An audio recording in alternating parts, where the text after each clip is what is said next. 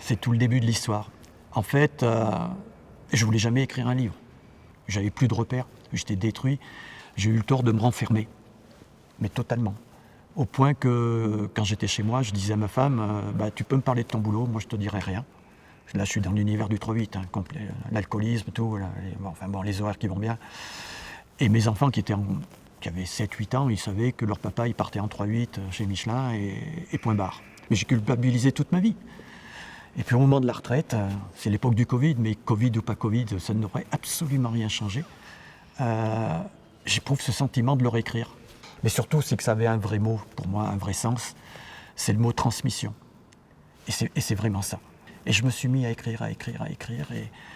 Et puis à la sortie, quand tout est fini, et ma femme qui m'a aidé, une aide précieuse, à un moment donné, j'envoie des chapitres à mon frère. Et il me dit, écoute Jean-Mi, d'abord déjà, pour le licenciement, je n'étais pas au courant. Donc c'est pour dire à quel point mes frères ne savaient pas. Et il me dit, écoute, faut que ça sorte du cercle familial tellement c'est bien. Et j'ai pas tout lu.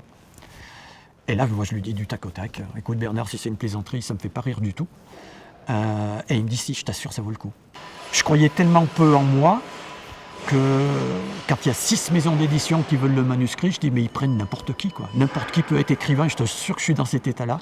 Il faut que je te dise une chose, c'est que j'ai jamais demandé l'autorisation à Michelin d'écrire mon livre. En priorité, je ne voulais pas que ça soit un brûlot contre l'entreprise, ça ne m'intéressait pas. Mais moi, j'ai écrit sans concession mon parcours. Les bons moments, heureusement qu'il y en a eu, et les pires. Et puis, d'un seul coup, il y a mon portable qui sonne, et puis c'est un numéro inconnu. Alors, je pense que tu connais, moi, la plupart des fois, je ne réponds pas, parce que, voilà. Et puis, je ne sais pas, il y a des petites voix qui me disent « prends ». Et c'est l'assistante de M. Jean-Christophe Guérin, que je ne connais pas du tout à l'époque, qui m'appelle, elle me dit bonjour monsieur, je vous téléphone de la part de monsieur Guérin, qui voudrait vous rencontrer au sujet du livre. Et là, moi, je pense qu'ils vont m'attaquer au prud'homme. Je pense à ça direct. Et je dis, ça tombe bien, je suis libre. J'étais bien sûr que j'étais libre. Et elle me dit, je vous remercie.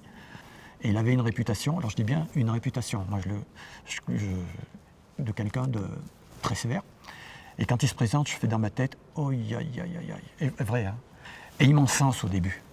Et vous écrivez bien, j'ai adoré votre livre, et tac, tac. Et là, je ne sais pas si tu as déjà connu ça. Tu sais, quand on t'encense de trop, tu attends le fameux mais. Et je dis, ouais, allez, c'est ça, allez, vas-y.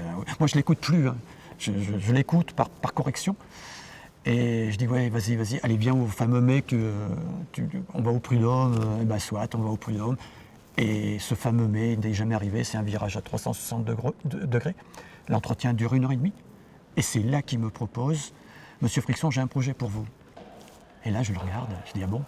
Et il me dit, voilà, dans un mois, toutes les années, il y a une réunion à Clermont, où je réunis toutes les directrices et directeurs Europe et Monde, du groupe Michelin. Et je voudrais que vous interveniez pour parler de votre histoire, de votre vue du management et de votre livre. Est-ce que vous prenez? Et bien je lui dis, mais monsieur Guérin, je ne suis pas conférencier, moi, je ne sais pas faire ça.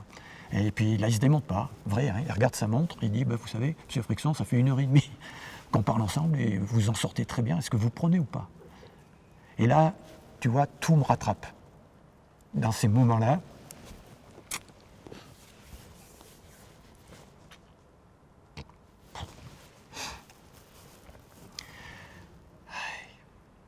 toutes tes blessures te remontent et je sais ce qu'il me propose. En gros, c'est comme si c'était un bâton de maréchal, une reconnaissance, on revient au même mot, en reconnaissance.